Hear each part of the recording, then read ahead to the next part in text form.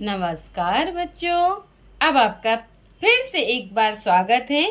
आज हम आपको बताने वाले हैं अनुस्वार, अनुनासिक, विसर्ग और आगत ध्वनि क्या कहलाती हैं। तो आज हम पढ़ेंगे अनुस्वार। क्या पढ़ेंगे आज हम? अनुस्वार, अनुस्वार,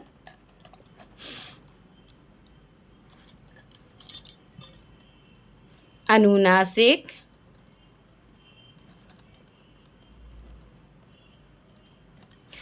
और विसर्ग। इसके बाद हम देखेंगे कि आखिर वर्ण विच्छेद क्या कहलाता है, द्वित व्यंजन क्या कहलाता है, संयुक्त अक्षर क्या कहलाता है। आज हम इस वीडियो में पढ़ेंगे। ओके, चलिए तो सबसे पहले आते हैं हम अनुस्वार। अनुस्वार क्या कहलाता है? हमने आपको बताया था अम्म की बिंदी। हमने बताया था अम्म की बिंदी बताई थी। एक होती है चंद्र बिंदी, होती है। एक होती है अर्धचंद्र बिंदी, सॉरी आहा की बिंदी। क्या होती है? हमने पढ़ाया था आहा। ओके, और एक होता है हमारा आगत। क्या होता है? आगत। क्या होता है? आगत ध्वनि। क्या कहलाती है? आगत ध्वनि, जो कहलाती है अर्धचंद्र बिंदी। अर्धचंद्र बिंदी मतलब होता है, ये होती है चंद्र बिंदी और ये होती है अर्धचंद्र बिंदी। ध्यान से देखना, ठीक है? इसको समझेंगे बहुत ध्यान से। अब देखिए, सबसे पहले हमने बोला आपसे अनुस्वार। अनुस्वार, अम्मी की बिंदी हमने बोल दिया। चलिए, अनुस्वार का मतलब होता है जब हम इसका उच्चारण करते हैं तो इसका उच्चारण नाक से होता है। किससे होता है? नाक से होता है। कैसे होता है हम देखते हैं। इसका चिन्ह जो होता है वो होता है ऐसा, ठीक है? जैसे हमने बोला चंचल, चंचल। बोल के देखिए सभी। लग रहा है आपको कि नाक से बोल रहे हैं? मंगल, लग रहा है? मंगल, है ना? ये कहलाते हैं अनुस्वार, जिनका उच्चारण हम नाक के द्वारा करते हैं। कैसे करते हैं? हम नाक से करते हैं। कैसे करते हैं हम?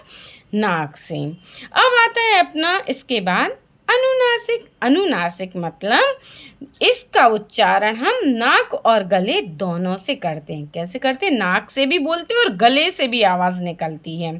चंचल, ये अनुस्वार था। अब देखो, अब हम देखते हैं अनुनासिक।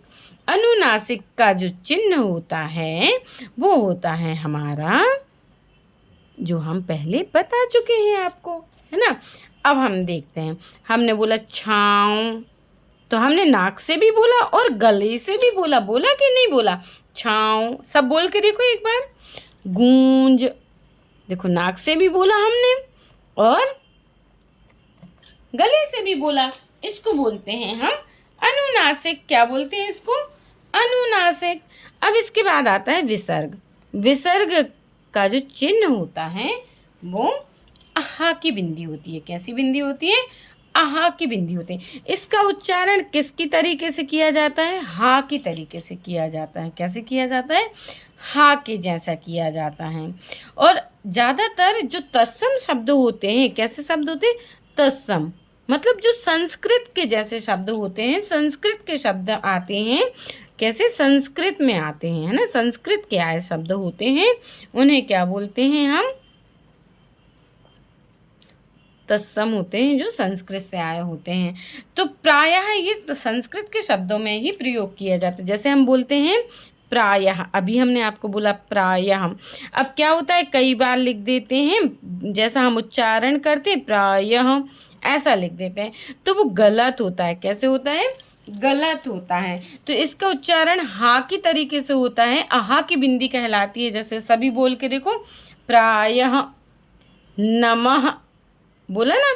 तो हा की तरीके से उच्चारण होता है, लेकिन हा नहीं होता है, वो क्या होता है? विसर्ग होता है। अब हम देखते हैं आगत। क्या बोलते हैं? आगत ध्वनि। आगत ध्वनि को जब हम जरा ध्यान से देखना, जो आगत ध्वनि होती है वो कहलाती है हमारे, जैसे हम बोलते हैं अ। क्या बोलते हैं? अ, ठीक है? अर्धचंद्र बिंदी होती है। ये विदेशों से, बाहर से आए हुए शब्द होते हैं। अंग्रेजी भाषा से हिंदी में आए हुए शब्द होते हैं, ठीक है?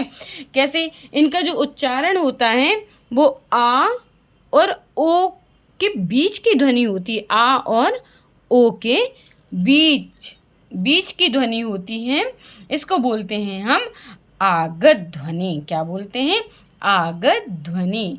जैसे हम बोलते हैं हॉल, है ना? क्या बोलते हैं? हॉल। बोल के देखो सभी, हॉल, डॉक्टर। तो ये आ और ओ के बीच की ध्वनियाँ होती हैं, इसको बोलते हैं हम आगत ध्वनि, जो अंग्रेजी भाषा से हिंदी में आए शब्दों में प्रयोग करते हैं ना। अंग्रेजी विदेशों से आए शब्दों का प्रयोग हम करते हैं कि नहीं करते हैं, है ना? जैसे मॉल करते हैं, बॉल, ये हिंदी में हम लिख रहे हैं इसलिए चंद्रबिंदी, अर्धचंद्र बिंदी लगेगी, है ना? इसको बोलते हैं हम आगत ध्वनि। उसके बाद हमने आपको पहले वाली वीडियो में हमने बताया, आपको संयुक्त व्यंजन बताया था सबसे पहले, है ना? संयुक्त व्यंजन। अब सबसे ज़्यादा कन्फ्यूजन किस में होता है? संयुक्त व्यंजन क्या है? फिर इसके बाद हमारा आता है द्वित व्यंजन क्या है? क्या आएगा? द्वित व्यंजन क्या है? हमने लिया द्वित व्यंजन, फिर हमने लिया संयुक्ताक्षर। आखिर कन्फ्यूज़न तो कन्फ्यूज़न ही है भाई, बच्चे हो, बच्चों का कन्फ्यूज़न दूर करना मेरा काम है। क्या होता है? संयुक्ताक्षर। तो अब जरा इनको ध्यान से देखना। हमने बोला था संयुक्त व्यंजन कितने होते हैं? 4 होते हैं, बोला था ना। छ क्षत्रिय का, त्र त्रिशूल का, ज्ञा ज्ञानी का और सा श्रमिक का। ठीक है, अब हमने इसको आपको बताया भी था। कैसे बताया था हमने आपको? ध्यान से देखना। हमने बोला था 2 व्यंजन साथ में होते हैं, बोला था। जैसे का, स और आ मिलकर छ क्षत्रिय के बना, तो र आ त्र त्रिशूल का बना, ज इया आ ज्ञा ज्ञानी का बना, स र आ, ये हो गए संयुक्त व्यंजन। ठीक है, अब इनको उदाहरण देखें। जैसे हम लिखते हैं कक्षा, लिखते हैं कि नहीं? हम लिखते हैं छात्र, लिखते हैं कि नहीं? हम बोलते हैं अज्ञान, बोलते हैं कि नहीं? श्रम किया, ये है इनके उदाहरण। ठीक है, अब मैम द्वित व्यंजन क्या है? भाई द्वित व्यंजन भी तो बताना पड़ेगा। जब 2 समान व्यंजन होते हैं, 2 व्यंजन समान होते हैं और 2 जैसे व्यंजनों से मिलकर बने शब्द, 2 समान या एक जैसे व्यंजनों से बने शब्द क्या कहलाते हैं? द्वित व्यंजन कहलाते हैं। अब देखो, अभी तो नहीं आया होगा समझ में, पक्का नहीं आया होगा। जैसे हमने लिखा सच्चा, क्या लिखा हमने? सच्चा, तो एक ही व्यंजन है ना? एक ही व्यंजन 2 बार है कि नहीं है? इसलिए ये 2 व्यंजनों से मिलकर बना है, इसलिए इसे बोलते हैं द्वित व्यंजन। मतलब एक ही व्यंजन जब 2 बार आता है उसको बोलते हैं द्वित व्यंजन, जिसमें पहला व्यंजन आधा होता है, दूसरा व्यंजन पूरा होता है। अब जैसे दूसरा उदाहरण देख ले रहे हैं, कोई बात नहीं, मैं दूसरा भी देख ले रही हूँ ना। रस्सी, ठीक है। अब ये भी सा है और ये भी सा है, तो एक ही व्यंजन 2 बार आया है कि नहीं आया है? पहला आधा है, दूसरा पूरा है, इसलिए इसे द्वित व्यंजन बोलेंगे। अब आते हैं हम अपने संयुक्त अक्षर की ओर। अब बात तो वही है, ये संयुक्त व्यंजन था, ये द्वित व्यंजन है और ये संयुक्त अक्षर है। अब देखो, इसमें 2 अलग अलग व्यंजन होते हैं और 2 अलग अलग व्यंजनों के मिलने से जो अक्षर बनते हैं उन्हें क्या कहते हैं? हम संयुक्ताक्षर। हम ऐसे नहीं समझ पाएंगे, हम समझेंगे कैसे? उदाहरण से। कैसे? उदाहरण से। जैसे हमने लिखा अच्छा, क्या लिखा हमने? अच्छा। अब इसमें एक ये व्यंजन है, एक ये व्यंजन है, दोनों अलग अलग हैं अलग अलग, लेकिन इसके बिना इसको नहीं लिखा जा सकता है। तो अच्छा, ये दोनों व्यंजन है, अलग अलग व्यंजनों से पूरा अक्षर बन गया, इसके लिए हम बोलते हैं संयुक्त अक्षर। दूसरा उदाहरण देखें हम, जैसे हमने लिखा सत्यम, तो ये व्यंजन अलग है, ये व्यंजन अलग है, दोनों अलग अलग व्यंजन है, मिलकर क्या बन गया? शब्द बन गया, संयुक्त अक्षर हो गए। मतलब 2 अक्षर जब संयुक्त होते हैं और दोनों अलग अलग होते हैं उन्हें बोलते हैं संयुक्त अक्षर। तो आपको, मुझे लगता है कि आपको मेरा वीडियो पसंद आया होगा तो वीडियो को लाइक करें, सब्सक्राइब करें।